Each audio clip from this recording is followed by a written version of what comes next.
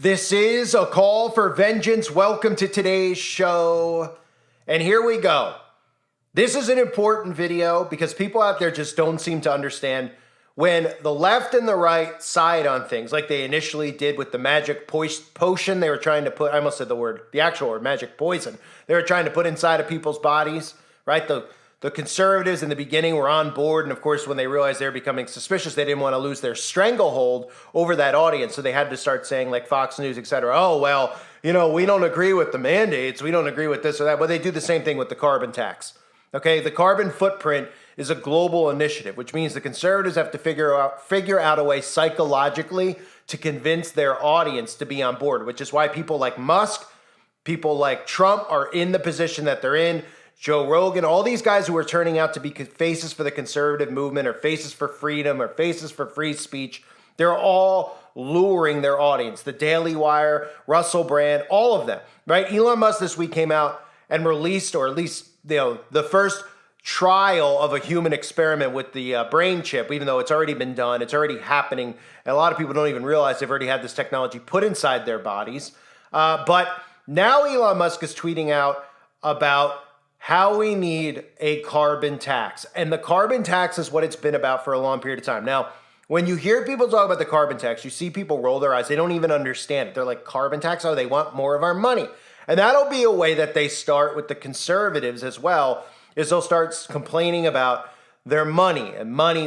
The carbon tax is not ultimately about money. It starts off with money, and then it turns into behavior. You'll get more money back in your bank account when you start limiting your actions, which means the more you stay inside and lock yourself up in your prison cell, which is now your home, the more of a tax return you'll receive. So let me start with this with Elon Musk, okay? And I'll show you his exact quote in his video that he put up, where he's alluding to the carbon tax, which is taking place in Canada right now, in some countries, and the citizens are going nuts because they're realizing that this isn't about make-believe climate change, that this is about imprisonment. This isn't even just about, oh, they want to tax you on your carbon so that they can make more money. It is about imprisonment, okay? So he tweeted that. Then he tweeted, we should not, for example, impose draconian laws on farmers or make citizens uncomfortable by limiting air conditioner usage. Keep tax revenue constant, but shift it to tax what is probably bad, CO2, just like alcohol and cigarettes are taxed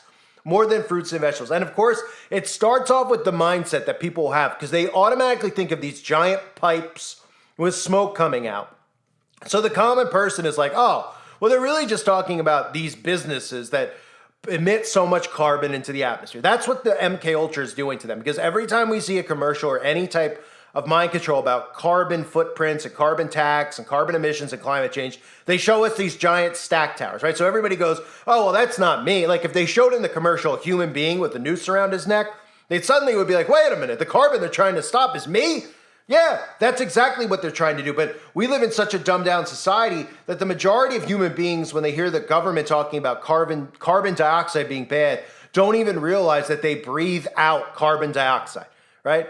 That's what comes out of you, right? So if we use common sense, because the way God created the earth, more trees, photosynthesis, this whole process we were taught about when we were kids would actually help with this problem, right? We could all just plant more trees, right?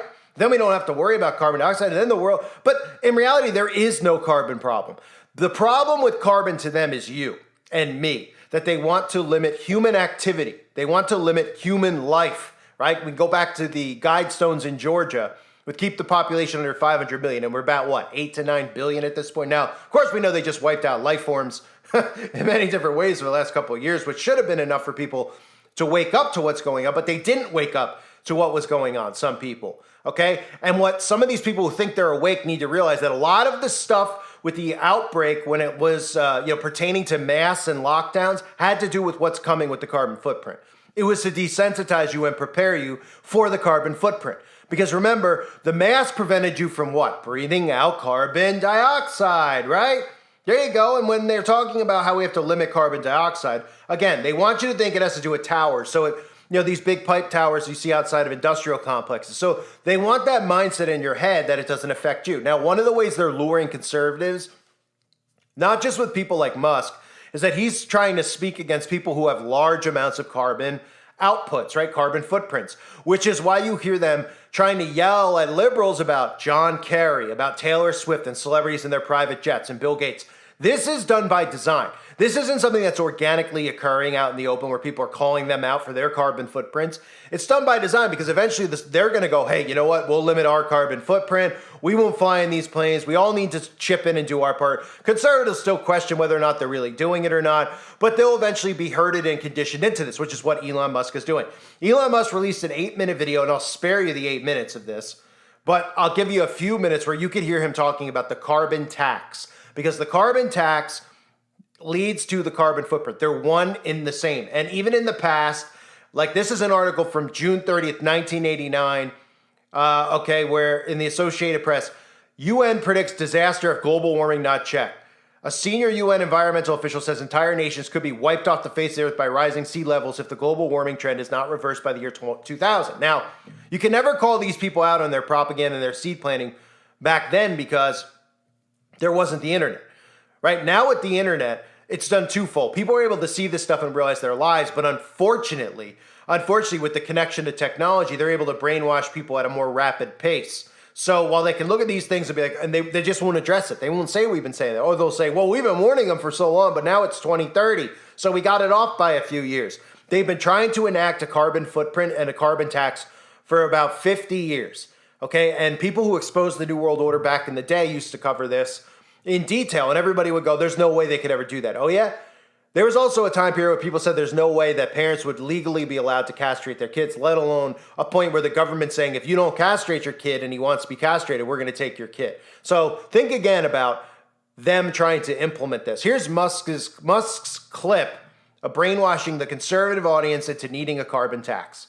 So the only thing we gain by slowing down the transition is just slowing it down. It doesn't make it not occur, it just slows it down. The worst case, however, is more displacement and destruction than all the wars in history combined. Okay, these are the best worst case scenarios. So then we have about 3% of scientists that believe in the best case, about 97% that believe in the worst case. This is why I call it the dumbest experiment in history ever. But why would you do this? The transition is delayed or is happening slowly is because there is a hidden subsidy on all carbon producing activity. In a healthy market, if you have, say, 10 euros of benefit and 4 euros of harm to society, the profit would be 6 euros. It sort of makes obvious sense. This is where the incentives are aligned with a good future. This is not the case today. But if you have the incentives aligned, then the forcing function towards a good future, towards a sustainable energy future, will be powerful. In an unhealthy market, you have your 10 euros of benefit, you have your 4 euros, but the 4 euros isn't taxed. So you have an untaxed negative externality. This is basically economics 101. So you have basically unreasonable profit and a forcing function to do carbon emitting activity because this cost to society is not being paid. The net result is 35 gigatons of carbon per year into the atmosphere. So this is analogous to not paying for garbage collection. And it's not as though we should say, in the case of garbage, have a garbage-free society. It's very difficult to have a garbage-free society. But it's just important that people pay for the garbage collection. So we need to go from having an untaxed negative externality, which is effectively a subsidy of enormous size, $5.3 trillion a year, according to the IMF, every year.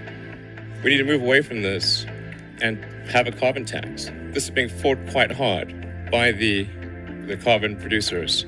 And they're using tactics that are very similar to what the cigarette industry or the tobacco industry used for many years. They would take the approach of, even though the overwhelming scientific consensus was that smoking cigarettes was bad for you, they would find a few scientists that would disagree, and then they would say, look, the scientists disagree. That's essentially how they would try to trick the public into thinking that smoking is not that bad. The solution, obviously, is to remove the subsidy. So that means we need to have a carbon tax, and to make it something which is neither a left nor a right issue, we should make it probably a revenue-neutral carbon tax. So this would be a case of increasing taxes on carbon, then reducing taxes in other places. So maybe there would be a reduction in sales tax or VAT and an increase in carbon tax. So that only those using high levels of carbon would pay an increased tax. In order to give industry time to react, this could be a phased-in approach. So that maybe it takes 5 years before the carbon taxes are very high. So that means that only companies that don't take action today will suffer in 5 years. But there needs to be a clear message from government in this regard, because the fundamental problem is the rules today incent people to create carbon. And this is madness. And whatever you incent will happen. That's why we're seeing very little effect thus far. And depending on what action we take, will drive the carbon number to either extreme or moderate levels. I think it's pretty much a given that the 2 degree C increase will occur. The question is whether it's going to be much more than that, not if there will be a 2 degree increase. So then the question is, so what can you do? I would say whenever you have the opportunity, talk to your politicians, ask them to enact a carbon tax. We have to fix the unpriced externality. I would talk to your friends about it and fight the propaganda from the carbon industry. So again, then the audience who sees that, they disagree, right? Because they're like, oh, what? So give the government more money? Well, let's start with the whole mindset of tax in general. It's theft. Okay, that's what it is.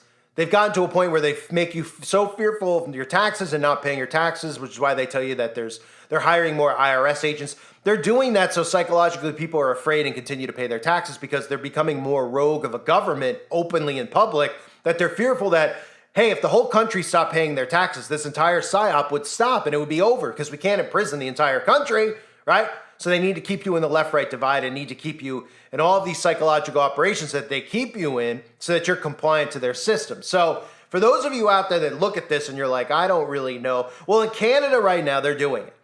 And not only are people going broke, but people are realizing the control the government has over their day-to-day life, their air conditioning, how often they can put the heat on, how often they can run their electricity, how often they can shower, okay? And if people actually think deeper, then they could say, well, most people don't have experience being in prison. I personally don't, okay? But I've seen movies and stuff with prison, and I think we could all have an idea from stories about what prison's like, right?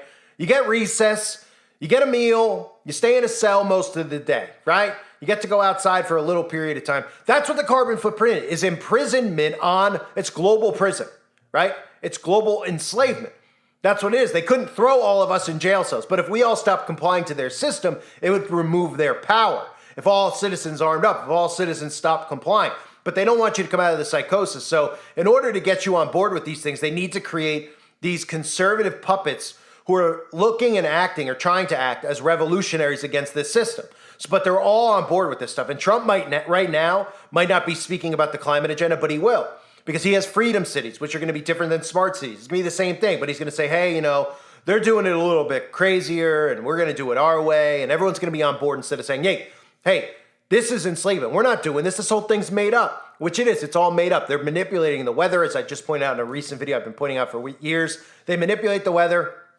Then they try to convince you that these, science stuff that you wouldn't understand is happening. That's why the majority of Musk's video that I cut out, which you can go watch on his Twitter account, is him going over carbon emissions, percentages. Nobody out there would understand what he's saying. And then they go, well, it's just science, let the scientists deal with it, and you go about living your life. But this is what you could do to help. And then everybody just believes it. They would never believe these people are making it up so that they can imprison people because they don't believe that these people are wicked. Okay, Elon Musk has always been wicked. He's trying to get a brain chip in people's bodies, but conservatives that love him because he's acting out against the liberal media. So they hate the liberal media so much so they don't realize that the conservative media is doing the same exact thing, okay? And they love to forget all this stuff with Trump, not even the stuff with the people he associates himself with in the past, but how about just looking at Donald Trump in regards to the magic potion and Operation Warp Speed? They like to forget that. These are all common things that have to be implemented going forward. The Operation Warp Speed and the Magic Potion, Trump will be on board with it again when he's back, okay? And he'll promise you it's not deadly like the other one because they have to get the nanotech inside of you. And number two, the carbon footprint. So they're going to do it in different ways. For common folk out there that don't understand, they're going to market it different, okay? They're going to market and brainwash their audience differently. One side might sound extreme to you, but when Trump says it, it might sound like you have more freedom. Okay, but it's going to be one and the same because the global government does not function without these things put in place. So if people who are conservative broke away and they didn't believe in Trump and they didn't believe in Musk and they literally started a revolution, the society would stand a chance in fighting against this. But that's why they do this, and that's why they're using these fake leaders, these fake voices of freedom, Tucker Carlson, Russell Brand. They're all going to lead you down this same path. Okay, they're gonna be like, hey, all it's going to take is a few huge false flag earthquakes and stuff popping up in places they don't normally pop up, and people are going to go, whoa, how is there an earthquake in like Chicago? Right? Or New York. There's never been earthquakes there or earthquakes like that, a big magnitude earthquake. And then they go, look, we got to do something about it now. People will be so caught off guard because they'll be like, wow, there's an earthquake in a couple places we've never seen. This is weird. There's got to be something going on. Okay, we'll listen to Trump. We'll listen to Musk. And they'll do the same exact thing. So let me just run this video to you if you're still listening at this point. For people out there, again, who don't understand how the carbon tax works. And one of the things I want to point out is the scam of rebate. Okay, because in Canada, they're pushing rebate, the same thing as a tax return. It's a scam. It's psychological, right? Think about how they play those commercials about your taxes because they're forcing you into complying and paying your taxes, and then they go, well, you get a rebate, you get a tax return. So everybody out there is like, oh my gosh, I'm going to get money, in March because I'm getting a tax return, right? Instead of going, I shouldn't even be giving this money to you. You're not using it for anything, that's needed, roads or anything like that. You're using it for you tell us for Ukraine or all this other crap or gender surgeries. No civilian should be putting up with this, right? So they're doing the same thing with the carbon tax in Canada where they're trying to milk people into thinking it's good and beneficial. And then on top of it, oh, but you're going to get a carbon rebate. Learn all about it. So, you might not have your electricity on for a week in the winter, but you'll get money back because of your good behavior, right? Take a look at what the carbon tax is for those of you that don't understand. Economic wisdom says if you want less of something, tax it. And one thing we all want less of are toxic emissions that harm our environment. Our current environmental solutions include regulations that stifle the economy and subsidies that disproportionately benefit high earners and specific industries. Both are costly and have a limited impact on the environment. But there is another approach that's often overlooked: a carbon tax. Using fossil fuels creates harmful greenhouse gas emissions like carbon dioxide. A carbon tax places a cost on those emissions, which makes any products and services derived from fossil fuels more expensive for businesses to produce and consumers to purchase. These higher prices lead to less consumption and encourage the creation and adoption of cleaner energy sources. This is a win for the environment, and it can also generate significant revenue. But a carbon tax, like any other tax, isn't a perfect solution. If designed poorly, the tax could increase costs, especially for low-income families, and ultimately slow the economy. But if designed carefully, a carbon tax could actually be far more sustainable and efficient at improving our environment as well as the economy. Here are 3 principles for sound carbon tax design. First, a carbon tax should cover the broadest possible range of polluting activities. This means taxing all carbon emissions at their source, not just targeting a single industry or activity. Next, the tax should be a substitute for existing regulations like automotive and appliance standards, which provide minor environmental benefit at high cost. A sufficient carbon tax could achieve similar or better environmental results at a much lower cost. Finally, since the tax itself benefits the environment, the revenue it generates can be recycled to fund other priorities, like reducing high individual or corporate income taxes, improving tax treatment for business investment, or tackling the growing federal deficit. Every policy has trade-offs, but a well-designed carbon tax has the potential to protect the environment without harming consumers, jobs, or businesses.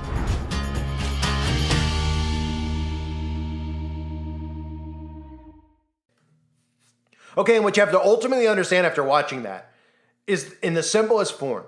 It starts off, because they desensitize you, is that the carbon that we need to limit is private jets. It's those big pipe towers, right? They work the conservatives in by saying, look at all these people that you hate, like John Kerry and Bill Gates flying around their private jets. And they go, yeah, well, we're not going to do it if they're not going to do it, instead of just questioning how fake it all is, right? So they start you that way. And then it turns into being rewarded for good behavior. And it turns into, wait a minute, now we're learning, scientists are learning that even though we've gotten rid of all these smoke towers and we're doing things with, got rid of cars and we're doing electric vehicles, that humans themselves have to chip in now. Going outside and emitting carbon dioxide out of your mouth is dangerous for the environment. So we're going to have to stop that. And you're going to have to stay inside, and you can get an hour a week to go to the store or go out and have recess. And it'd be the equivalent of jail. But course, they'll smile at you and tell you it's wonderful, all your politicians and your celebrities. And they'll say you're doing what's best for the environment. And everyone will just agree and smile. And if you question it, just like if you question the potion, you literally question poison. These people look at you like you have 10 heads and you're a horrible person because they're that, indoctrinated with the psychosis that they're putting them under. So Elon Musk is showing his colors. It doesn't surprise, obviously, people on this channel. It surprises suckers in a sense, but they'll believe it. They'll go along with it. Right? Just like the people who still think Trump's one of them. He never drained the swamp. He brought out the magic potion. What's next? Right? Can he date a child on national TV and they'll make an excuse for him because they're worshiping an idol so much so? And they can't listen to anybody speak against it. They just refuse to. They refuse to. Oh, he's working for God. The stuff that they say, it's sickening and it's embarrassing. Now Elon Musk, somehow an advocate for freedom, right? Bet you anything if I start a Twitter account, it would be deleted in a month, maybe 2, with the stuff that I would post and share there. But luckily I could do that over on my website. And I don't need Twitter to do that. But if I did, I'd be censored. The only ones allowed. They're making it a haven for free speech for COINTELPRO. So Jones can speak again over there. Tucker could speak and post. And they're like, oh, yes, he was banned from Fox News. He was banned from YouTube. All right. Then they just put him on a different platform with the same amount of eyeballs. It's the same thing. People like me and you, if we go on these platforms, we'll be removed. Period. Which is what continually happens. But don't worry. We continue to work as hard as we can to get the word out. And that's what I'll continue to do. Thank you, everybody, for being here. I hope you're all doing well. God bless you, as always, and your families.